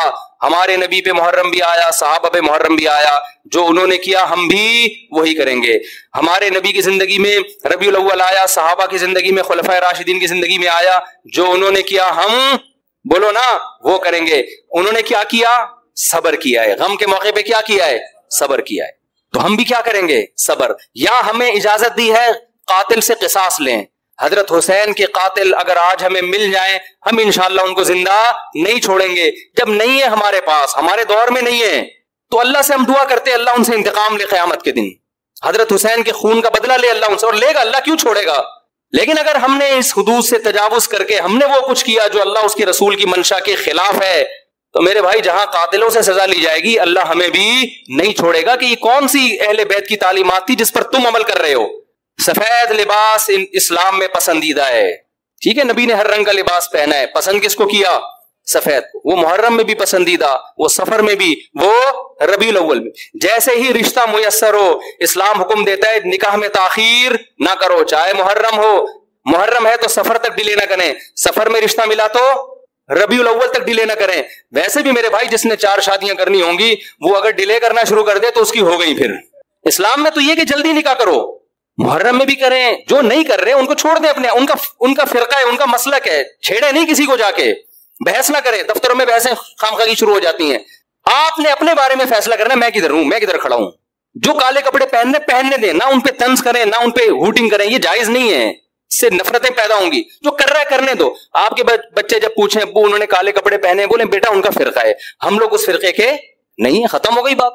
تو ابو ہم اس فرقے ہم کیوں نہیں ہیں؟ بیٹا ہم حدیث میں آتا ہے کہ ما انا علیہ و اصحابی. جب بچہ آپ کا پوچھے نا تو آپ بتائیں حدیث میں آتا ہے جو میرے اور صحابہ نے, چونکہ صحابہ نے یہ نہیں کیا تو ہم بھی نہیں کر رہے. تو بیٹا پوچھے گا پھر یہ کیوں کر رہے ہیں؟ تو بیٹا جو ان کا کام ہے وہ ان سے پوچھنے کا ہے, وہ مجھ سے پوچھنے کا نہیں ہے. اب بچہ جائے گا ان سے پوچھنے کے لیے, اس کو بولیں بیٹا جب بڑے ہو جاؤ گے نا پھر جا کے پوچھنا, ابھی پوچھا تو ریپلائی بھی ہوگا, اس سے کیا پیدا ہوگا؟ فتنہ. تو بچے میں کھوپڑی ہوگی تو وہ اتنی بات اس کی کھوپڑی میں انشاءاللہ آ جائے گی, 2 اور 2 4 کی طرح. پھر بچہ کہے گا ہمیں کیا کرنا چاہیے؟ اس کو بتا دو بیٹا قرآن میں صاف طور پہ لکھا ہوا ہے کہ ہم نے بنی اسرائیل سے عہد لیا تھا کہ ان احکام کو فالو کرنا ہے. بنی اسرائیل نے ان احکام کو چھوڑ کر فرقے بنا دیے. تو بیٹا قرآن میں سورہ بقرہ میں اللہ کہہ رہا ہے ان احکام کو فالو کرو, وَاعْبُدُوا اللَّهَ, اللہ کی عبادت کرو. سمجھتے ہو بیٹا ہم نے کیا کرنا ہے؟ اللہ کی عبادت. ابو عبادت کیسے کرنی ہے؟ بیٹا 5 نمازیں پابندی سے پڑھنی ہے, ٹھیک ہے نا. زندگی میں 1 دفعہ حج کرنا ہے. بیٹا سال میں 1 دفعہ زکوٰۃ دینی ہے, اس کے حکام علماء سے پوچھ لو. یہ کرنا ہے ہم نے محرم میں بھی کرنا ہے, سفر میں بھی کرنا ہے, ربیع الاول میں بھی کرنا ہے اور ربیع الثانی میں بھی کرنا ہے. جس کا جو حکم آتا جائے, رمضان میں روزے رکھنے ہیں, حج کے ایام میں حج کرنا ہے, وہ اللہ نے ڈیٹیں ہمیں بتا دی. ابا محرم میں کیا کرنا ہے؟ بیٹا محرم میں 9 10 یا 10 11 کا روزہ رکھنا ہے, اور زیادہ روزے رکھ سکتے ہو تو سبحان اللہ, حدیث میں آتا ہے سب سے زیادہ رمضان کے بعد روزوں کا ثواب کس مہینے میں ملتا ہے؟ محرم میں ملتا ہے. بیٹا ہم نے یہ کرنا ہے. سمجھ میں آ رہی ہے بات کی نہیں آ رہی؟ اور کیا کرنا ہے؟ اور اس سے بولو قرآن میں اللہ کہتا ہے وَلَا تُشْرِكُوا بِهِ شَيْئًا, اللہ کی عبادت کرنی ہے, اس کے ساتھ کسی کو شریک نہیں. پکارنا نہیں ہے صرف یا اللہ مدد, نہ یا علی مدد, نہ یا غوث اعظم مدد, نہ یا رسول اللہ مدد. یہ سارے نعرے بیٹا ہم لوگوں کے بولو نہیں. اچھا ابو فلاں نے فلاں کتاب میں لکھا ہے کہ یا رسول اللہ مدد تو دائرے اسلام سے خارج ہے. بیٹا کون دائرے میں داخل ہے کون خارج ہے یہ تیرا ہیڈ ایک, کیونکہ بچے نے اس کو لے کے پھر وہ فتوے دینا شروع. بیٹا اس کو چھوڑ دے اپنے حال پہ, میں جو تو نے کرنے کے کام ہے وہ میں تجھے بتا رہا ہوں. وہی ہے نا ایک آدمی رات کو تہجد میں اٹھ کے دعا مانگ رہا تھا, اے اللہ سارے لوگ سو رہے ہیں میں اکیلا جاگا ہوا ہوں, اس عمل کی لاج رکھ لے, سارے لوگ خراٹے لے رہے ہیں میں اکیلا. لوگوں نے کہا تو اپنی باتیں بتا, ہماری برائیاں کیوں کر رہے ہیں اللہ کے سامنے؟ ایک آدمی نے کمبل نکال کے بولا بھائی تو اپنا بتا نا, ہماری برائیاں ہمیں کیوں ساتھ میں گھسیٹ رہا ہے, یہ لوگ سو رہے ہیں. تو بیٹا یہ آپ کے کرنے کا کام ہے, باقی آپ کسی بھی فتوے کون یا رسول اللہ کہہ رہے ہیں کون کس کا کیا مطلب ہے, چھوڑو اس بحث کو. اس میں پھر بڑی طویل بحثیں ہیں, یہ ایسے دلدل میں پھنسو گے نکلنے کے قابل نہیں رہو گے. اچھا ابو اور کیا کرنا ہے میں نے؟ تو ان کو بتاؤ وَاعْبُدُوا اللَّهَ وَلَا تُشْرِكُوا بِهِ شَيْئًا وَبِالْوَالِدَيْنِ إِحْسَانًا. بیٹا ماں باپ کے ساتھ کیا کرنا ہے؟ احسان. کیسے احسان کرنا ہے؟ اللہ کہتے ہیں لا تقل لهما اف, ماں باپ کے سامنے اف بھی نہیں کہنا, ان کے قدموں میں جنت تلاش کرنی ہے, محبت سے ان کی پیشانی پر دیکھنے سے حج عمرے کا ثواب ملے گا. سب سے بڑا حق اللہ رسول کے بعد کس کا ہے؟ والدین کا. ابا اور کیا کرنا ہے میں نے؟ وَبِالْوَالِدَيْنِ إِحْسَانًا وَبِذِي الْقُرْبَى. بیٹا جو رشتہ جتنا قریب ہے اس سے بنا کے رکھنی ہے. ماں باپ کے بعد سب سے قریبی رشتہ بھائی بہنوں کا ہے, ان سے توڑنے نہیں دیکھنا, چاہے محرم ہو چاہے سفر میں ہو. کوئی روٹھا ہوا ہے تو اس کو جا کے کیا کر لو؟ راضی کر لو, ان پہ خرچ کرو, ہدیے دو, ان کو نذرانے دو, تاکہ یہ جڑیں. جو رشتہ داری توڑتا ہے وہ محرم میں جو مرضی کر لے, حدیث میں آتا ہے وہ جنت میں نہیں جائے گا, چاہے وہ ربیع الاول میں جو مرضی کر لے. ابا اور کیا کرنا ہے؟ بیٹا رشتہ داری میں سب سے پہلا کام یہ ہے, قرآن کہتا ہے عورت کی میراث نہیں کھانا. میں مر جاؤں اپنی بہن کی وراثت اس سے پوچھے بغیر فوراً ہینڈ اوور کر دینا. سمجھ میں آ رہی ہے بات کی نہیں آ رہی ہے؟ فوراً کیا کر دینا, اس کے حوالے کر دینا میں مر جاؤں تو. ایسا نہ ہو 20 سال تک مانگتی رہے, یا آپ بولو ہم نے جہیز اتنا دے دیا تھا. اور بھی اس طرح کے حکام ہے جو سورۃ بقرہ میں ایک ہی جگہ اللہ نے وَقُولُوا لِلنَّاسِ حُسْنًا, جب بھی لوگوں سے بات کرنی ہے اچھے اخلاق سے بات کرنی, تمیز سے بات کیا کرو. بیٹا جب تم بات کرتے ہو تو لگتا نہیں ہے کہ تم نے تمیز کہیں سے سیکھی بھی ہے. آہستہ آوازیں بات کیا کرو, دھیمے لہجے میں بات کیا کرو. یہ تو نہ کہیں تمیز سیکھی بھی نہیں ہے پھر اور بدتمیز بن جائے گا. تو وَقُولُوا لِلنَّاسِ حُسْنًا وَأَقِيمُوا الصَّلَاةَ, نمازوں کو پابندی سے قائم کرو. یہ ہمارا اسلام ہے جو محرم میں بھی ہے, سفر میں بھی ہے, ربیع الاول میں بھی ہے. اس کے علاوہ جو کچھ ہے میرے بھائی وہ ہماری اپنی اختراعات ہیں, ایجادات ہیں, اس میں اللہ کی رضا شامل نہیں ہے. اللہ تعالی ہمیں سمجھنے کی عمل کی توفیق عطا فرمائے.